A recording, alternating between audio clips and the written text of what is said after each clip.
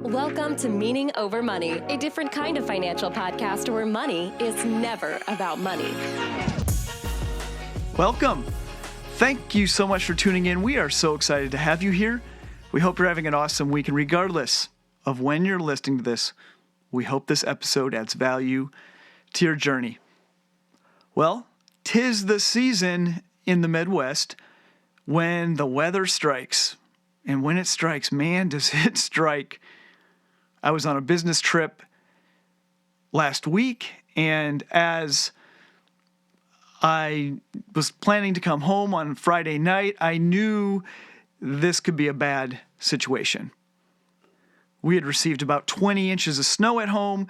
The winds were blowing like crazy. Wind chills were in the negative 30s, negative 40s. It was a mess. And my suspicions came true as I got stranded on Friday night.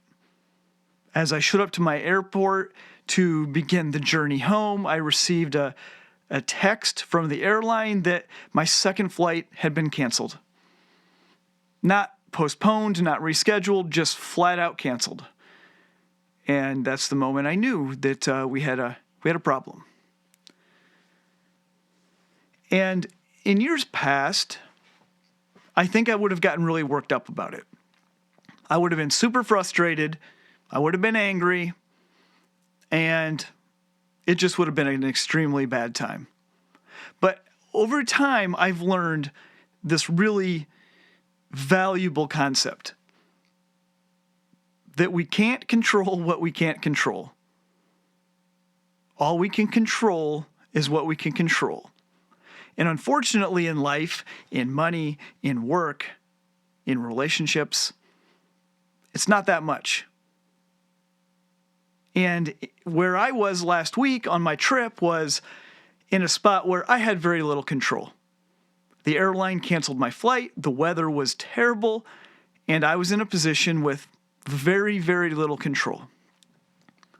And because of that, I didn't stress out about it too much because there wasn't a lot I could do about it.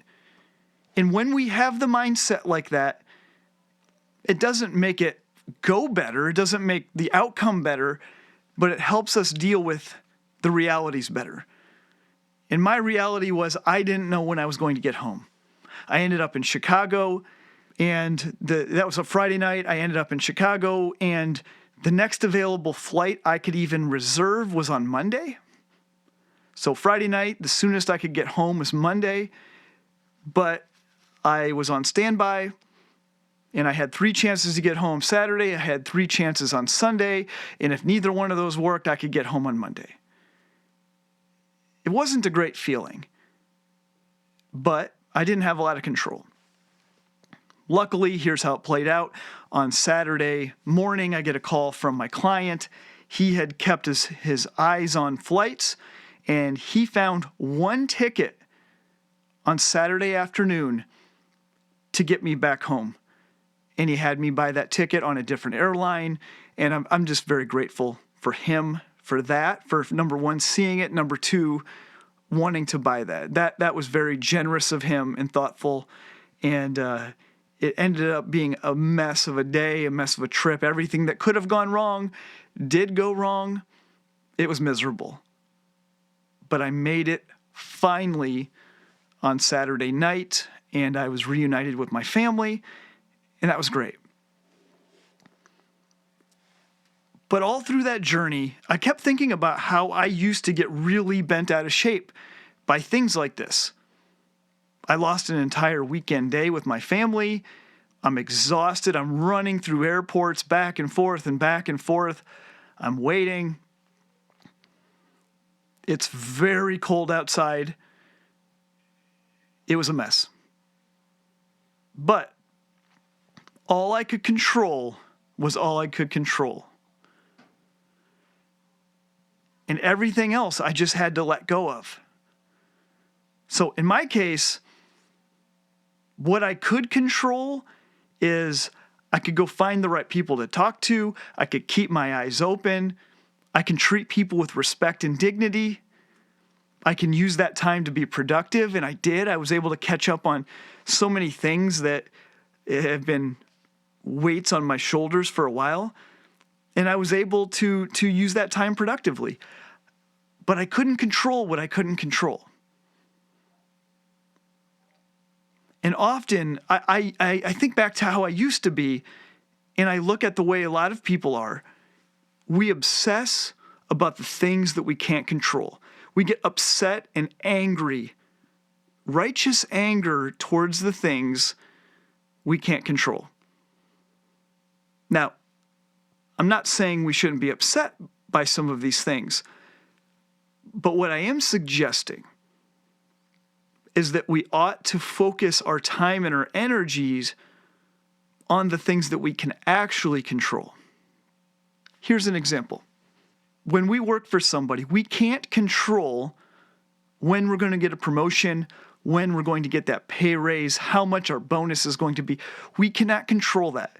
That is 100% out of our hands. But what we can control is our productivity.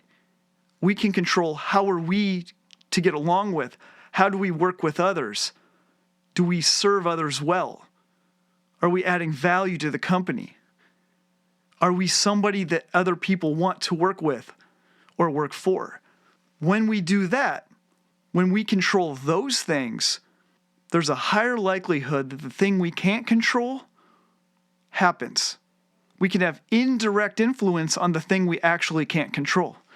But if we spend all of our time obsessing about we're not going to get this promotion, we're not going to get this pay raise, they're trying to screw us, they have something against us, if we obsess about that, we will create a self-fulfilling prophecy and we will sabotage ourselves.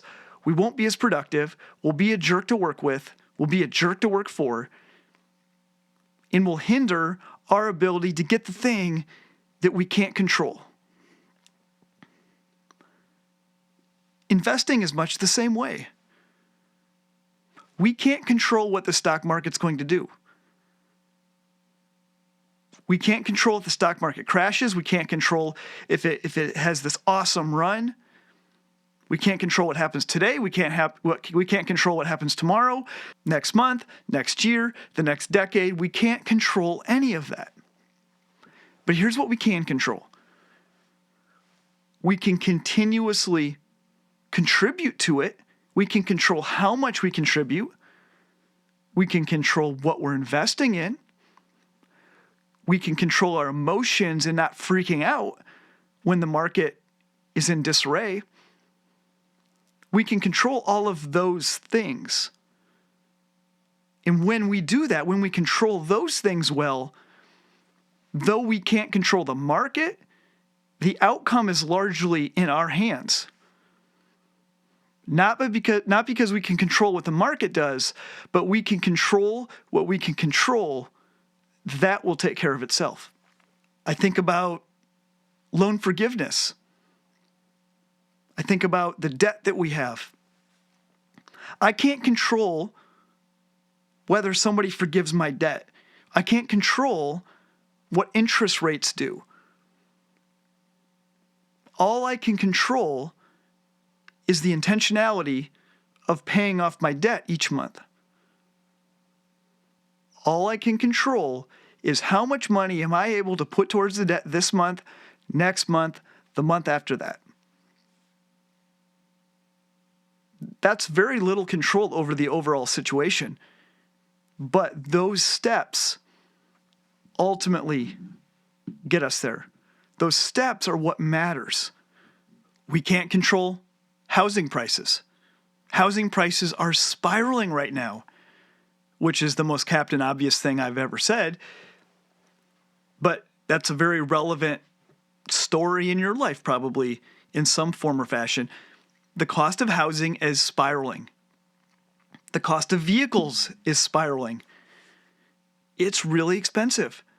We can't control that. We can't control what's happening with the housing market. We can't control what's happening with the car market or interest rates. We cannot control those things.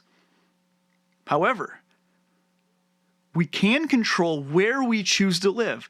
We can control what kind of vehicle we choose to buy. What a lot of people are doing is housing is getting crazy expensive, cars are getting crazy expensive. We're buying the thing we want anyway and then crying foul afterwards and saying, woe is me, I can't afford my housing, I can't afford my car. We're not allowed to do that. We have to make a choice that's best for us and then live with the consequences of those choices. If cars are super expensive, we might have to buy a different car. If houses are super expensive, we might have to choose a different house, a different area, a different neighborhood. My family has intentionally chosen our housing and our vehicles in accordance with our means and in accordance with our desired outcomes. So I don't drive the nicest cars right now. And there's a reason for that. But I'm not going to cry foul. I'm controlling what I can control. We need to let go of the rest, make good decisions for our family, and let the chips fall how they may. We also can't control what the Joneses are doing. You know the Joneses. The people that you compare yourselves with, the people that you live next to, the people you work with, the people, well, you're related to. Those are the Joneses. We can't control what they do. We can't control the lifestyle they live. But we can control what we can control. And we can choose whether we're going to try to keep up with them or if we're going to choose a different path. And this is a hard one. When everybody else is doing something, we want to or think we should do the same thing. But we have a choice. We can choose to follow. We can choose to pursue. We can choose to chase them to whatever the next shiny object is. Or we can choose a different path. We can choose contentment. We can choose humility. We can look at what's important to our family and make the best choice for our family, not make the best choice that makes us look like the people that we want to look like. So unfortunately, there's a million things that we have no control over. And they're big things. They're heavy things, they're important things. But luckily, there's a million things we do have control over. And we have a choice. We can choose to dwell on and obsess about the things that we can't control, or we can take a step back and look at all the things we can control and focus our time and energy on those things. And when we do those things well, when we focus on what we can control, it's funny how the things we can't control often tilt ever so slightly in our direction. So by dwelling on the things that we can control, we can get to where we're trying to go. So next time you get stranded, next time somebody burns you, next time you feel like you're getting screwed, take a step back, ask yourself, what can you control and what can't you control? And I promise you, if you focus on the things you can control and try to, and I say try because it's so hard, try to let go of the rest, changes the game. It changes the game. And I don't say that from the perspective of somebody who's been living in this reality for decades. I say this from the perspective of somebody who spent decades living on the other side of it and burning myself out and hurting myself and sabotaging myself before finding a better way of just focusing on what I can control and trying to let go of the rest. I hope this helps. That's all I have today. Take care, guys.